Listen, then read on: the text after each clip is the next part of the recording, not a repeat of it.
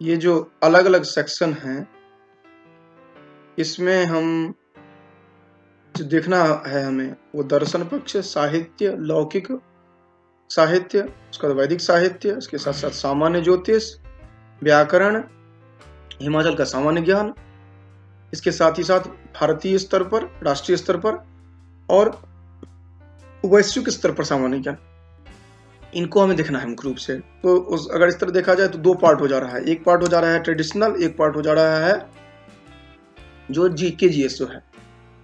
तो हम अगर साहित्य पक्ष को उठाते हैं तो साहित्य में इधर देखते हैं लौकिक और वैदिक, दो पक्ष को देखते हैं। तो यहाँ पर हम पहले वैदिक साहित्य को उठाते हैं, फिर लौकिक साहित्य में चलेंगे।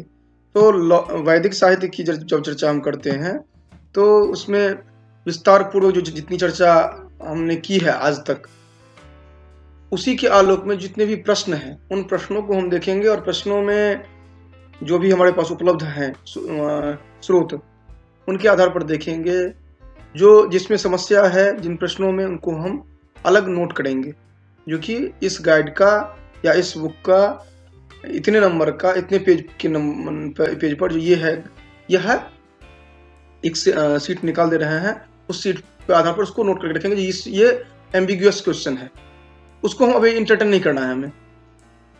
उसके बाद हम चलेंगे सेकेंड राउंड में, जब चलेंगे, जब ये पूरा हो जाता है, उसके बाद देखेंगे जो जो समस्या आ रही है।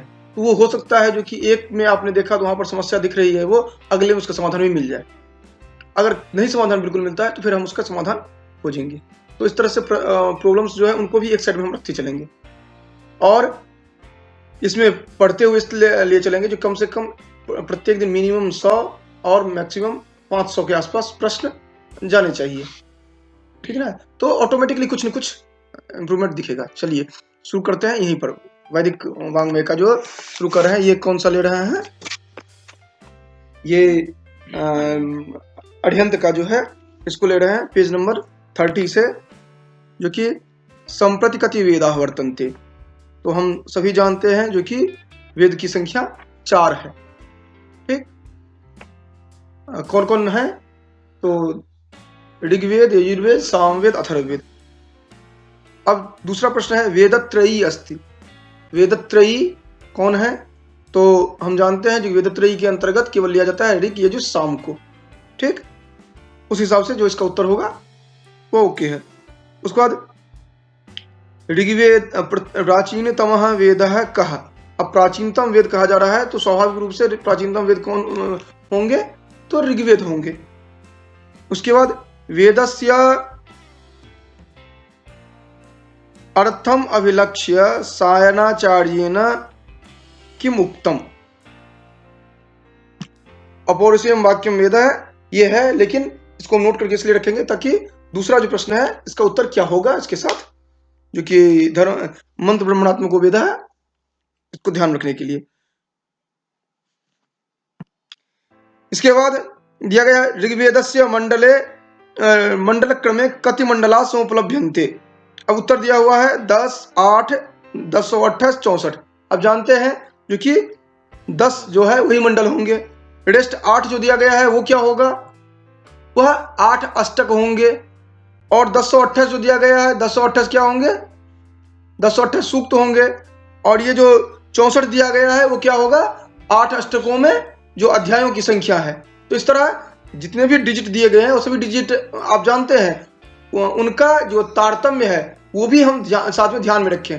तो क्यों, इससे क्या हो रहा है कि हमें एक उत्तर तो इसमें देना ही है हमें, जो कि ऋग्वेद के मंडल क्रम में कितने मंडल हैं, तो ये तो हमें उत्तर देना ही 10, लेकिन उसके साथ साथ हमें और 3 प्रश्न हमारे पास हो गए, जो कि कितने अष्टक हैं, तो 8 अष्टक हैं, कितने सूक्त हैं, तो 1028 सूक्त हैं। उसके बाद कितने अध्याय हैं, अर्थात अष्टक क्रम में 64 अध्याय हैं। तो अर्थात एडिशनल 3 प्रश्न हमें समझ में आ गया।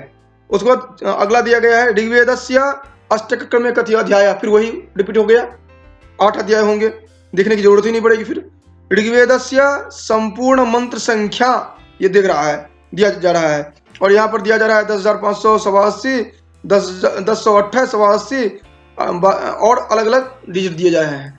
तो यहाँ पर आप जानते हैं क्या है, 10,587 जो है ये टोटल ऋग्वेद की मंत्र संख्या है। उसके बाद पतंजले महाभाष्ये ऋग्वेदस्य कति शाखा स्वीकृता। पतंजलि महाभाष्य में ऋग्वेद के कितने शाखाओं को स्वीकार किया गया है? दिया गया है 19, 21, 24, 27। और आप जानते हैं कितना है, 21 है। और इसके लिए जो सूत्र दिया गया वो क्या है, अर्थात श्लोक रूप में है, जो कि ऋग्वेदस्य ऋत्युकः कः अस्ति होता अध्वर्यु उद्गाता ब्रह्मा। तो कौन है? होता है। और इसके साथ साथ 4 और बन जा रहे हैं आपके, जो कि उद्गाता किसके हैं? सामवेद के। अध्वर्यु किसके हैं? यजुर्वेद के। और ब्रह्मा किसके हैं? अथर्ववेद के। एक साथ ये 4 बन गए। उसके बाद ऋग्वैदिक शाखा का अस्ति। ऋग्वेद के शाखा कौन कौन कौन है? तो इसमें कैथमीय, जैमिनी, आश्वलायन और द्राह्यायन। इसमें कौन है?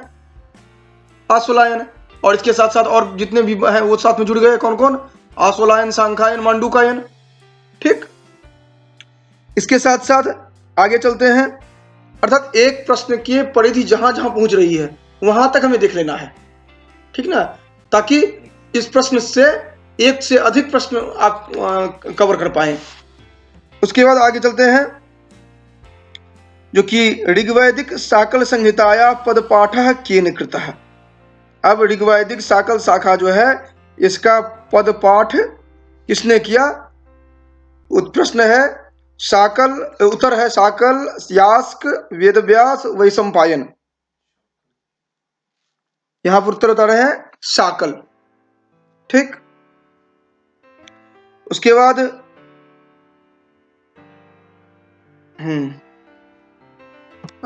अगला देखते हैं, जो कि ऋग्वेदस्य अष्टक्रमे कति अनुवाका प्राप्यन्ते। अब ये देखिए, ऋग्वेद के अष्टक्रम में अनुवाक होता है क्या?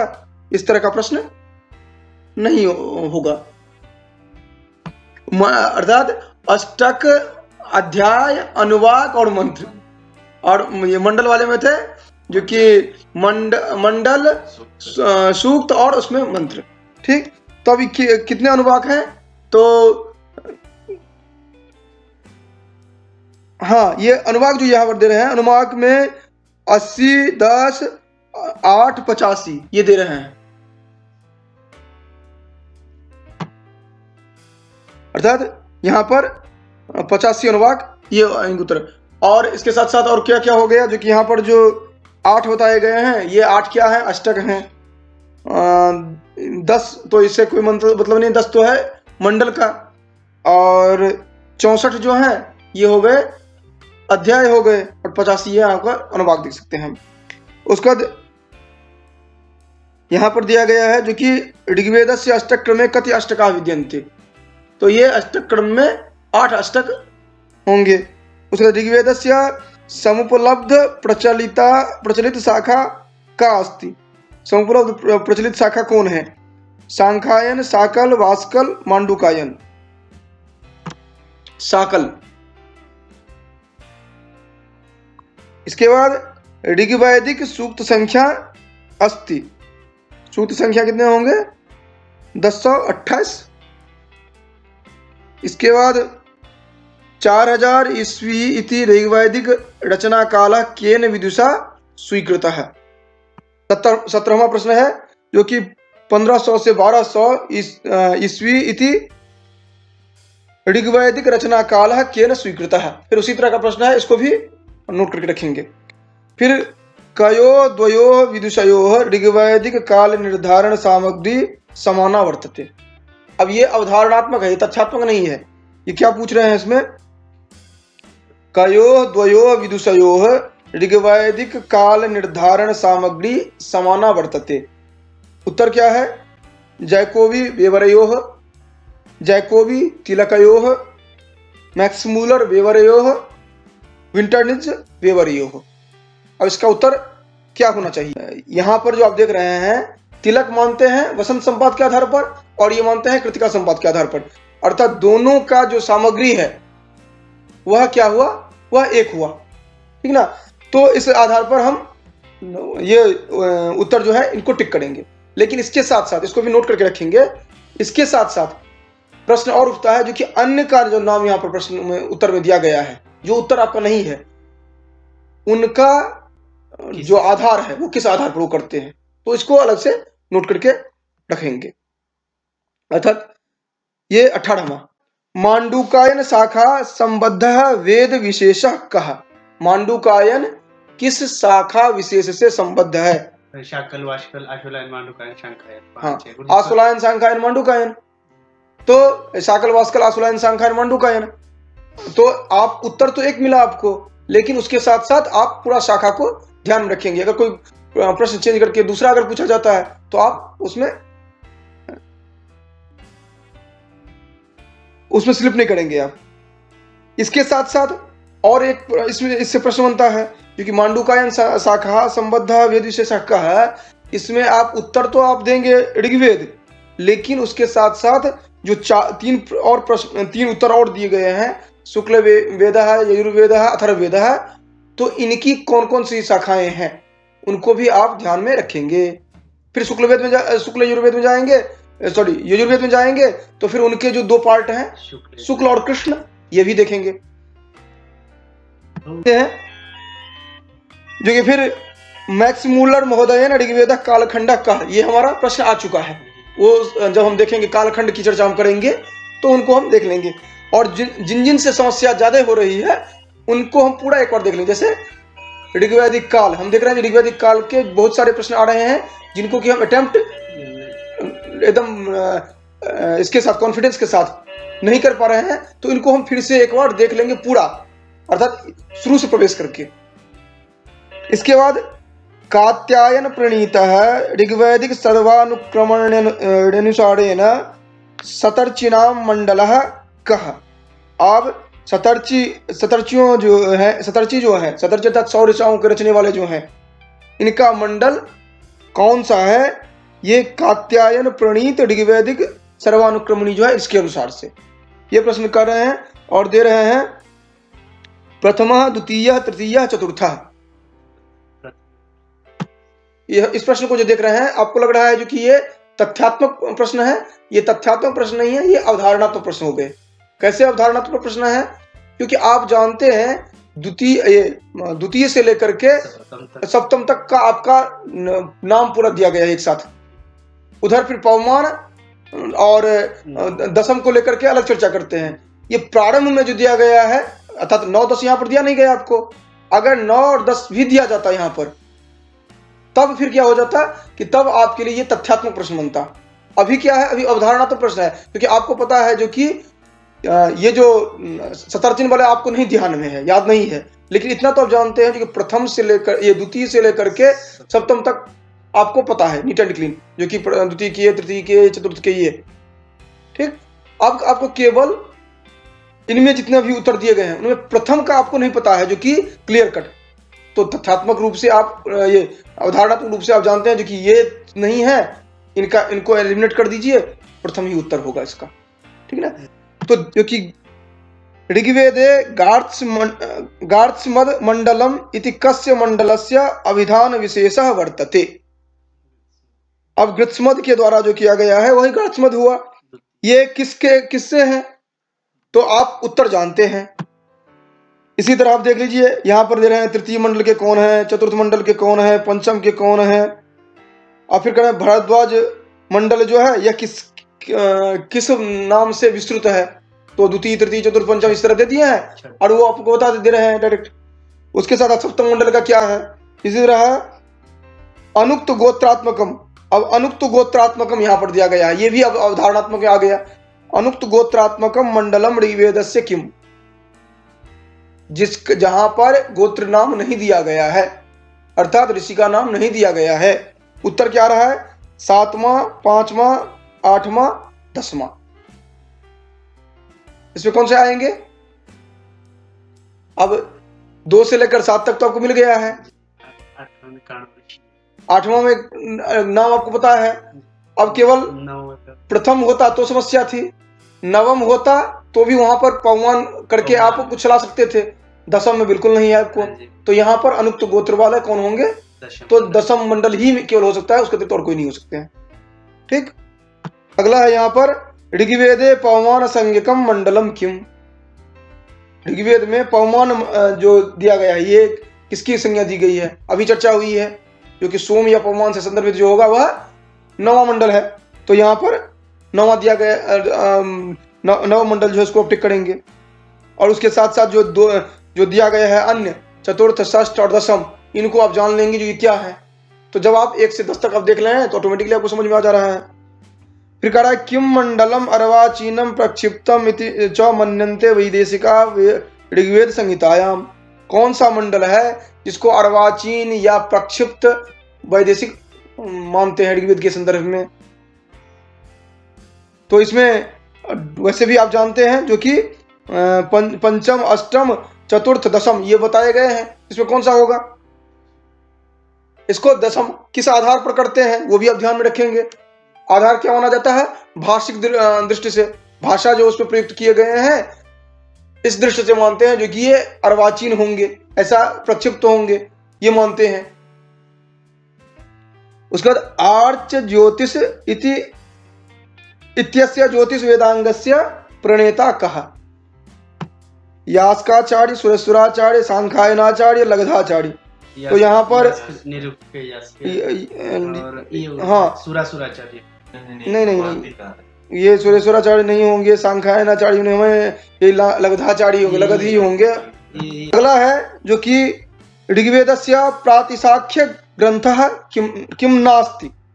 देखिए एक बात ये भी ध्यान रखना है ऑब्जेक्टिव वाले हमेशा, जो कि ये बहुत फंसाता है, जो कि आपको पूरा उत्तर सही है लेकिन वहां पर लास्ट में जोड़ देता है नास्ति या इस तरह का कुछ जोड़ देगा जो कि वो उत्तर पूरा सेंस निगेटिव कर देता है। तो प्रश्न को हमें देखते वक्त ये भी ध्यान रखना है, जल्दबाजी इसमें नहीं करनी है। तो इसमें क्या कहते हैं? मशक सूत्रम, ऋक् लक्षणम, ऋक् प्रातिशाख्यम, ऋक् परिषद, ये परिषद, मशक सूत्रम, ऋक् लक्षणम, ऋक् प्रातिशाख्यम, परिषद। तो ये प्रश्न जो है ये मिसप्रिंट है, इसको हम मान सकते हैं क्योंकि ऋग्वेदस्य ऋक् प्रातिशाख्य ग्रंथ किम नास्ति उत्तर नहीं होगा, क्योंकि नास्ति होता तो ऐसा होना चाहिए जो कि अन्य 3 होना चाहिए। तो ये अन्य 3 ये हो नहीं रहे हैं, हालांकि मशक सूत्र जो है वो नहीं है, एक ये है, लेकिन ऋक् लक्षण और परिषद जो है वहां पर पार्षद दिया गया है, ऋक् लक्षण भी उल्लेख नहीं प्राप्त होता है। और उत्तर में ये बता रहे हैं ऋक् प्रातिशाख्य, मतलब ये प्रश्न ये होना चाहिए था यहाँ पर ऋग्वेदस्य प्रातिशाख्य ग्रंथ कहा। ठीक, उसके अगला एक दिया जा रहा है जो कि महाभाष्ये पतंजलिना 21 शाखानाम उल्लेख कृतः। ये आर्ग्यूमेंट हुआ और इसका रीजन दिया जा रहा है वर्तमान समये वास्कल शाखैव उपलभ्यते। अब ये आर्ग्यूमेंट और रीजनिंग ये देख करके, रीजन देख करके बता रहे हैं, अर्थात तर्क ये नहीं, ये एक कथन कह रहे हैं और उसके लिए एक तर्क दे रहे हैं। तो कथन क्या दे रहे हैं? महाभाष्ये महर्षि पतंजलिना 21 शाखानाम उल्लेख कृतः, ये तो ठीक है। और तर्क दे रहे हैं वर्तमान समये वास्कल शाखैव उपलभ्यते, इससे कोई वास्ता नहीं है। तो यहाँ पर ये जो है वह क्या है? ये तो सत्य है, एक नहीं, 21 किसका? महाभाष्ये महर्षि पतंजलिना 21 शाखानाम उल्लेख कृता, ऋग्वेद से होना चाहिए, ऋग्वेद के। तो 21 वृक्षम जो कहा गया है तो ये तो सत्य है। दूसरा वर्तमान समय वास्कल शाखा उपलब्ध थे, ये क्या सही है? शाकल उत्पन्न उपलब्ध है जी, वास्कल नहीं उपलब्ध नहीं। तो ये हो जाएगा क्या? मिथ्या हो जाएगा। तो ये सत्यम और असत्यम उत्तर होगा क्या? पहला। ठीक, इस तरह भी प्रश्न बन सकता है, इस तरह भी हमें ध्यान में रखना है। ठीक, 35वां देखते हैं स्थापना। ये पहला जो है यजुर्वेदस्य प्रतिपाद्य विषय कर्म कांडोस्ति, ये सही है। उसका ठीक है। शिव संकल्प सूक्तस्य वर्णनम अत्रैव वर्तते। शिव संकल्प सूक्त का वर्णन यहीं पर है, ये भी सही है। और इससे संदर्भित कौन सा प्रश्न बन गया? यजुर्वेद के किस भाग में, कहां पर शिव संकल्प सूक्त है, ठीक, किस अध्याय में, किसमें है? हेलो, कितने में, कितने अध्याय में है? हाँ, एक ऑप्शन बता रहा हूं, एक 34 है, एक 40 है। 34 में क्या है और 40 में क्या है?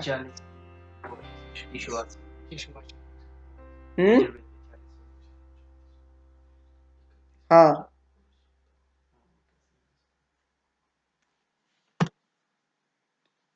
तो यहां पर ए जो है वह भी सत्य है, और अर्थात ए आर उभय सत्यस्तः, ठीक।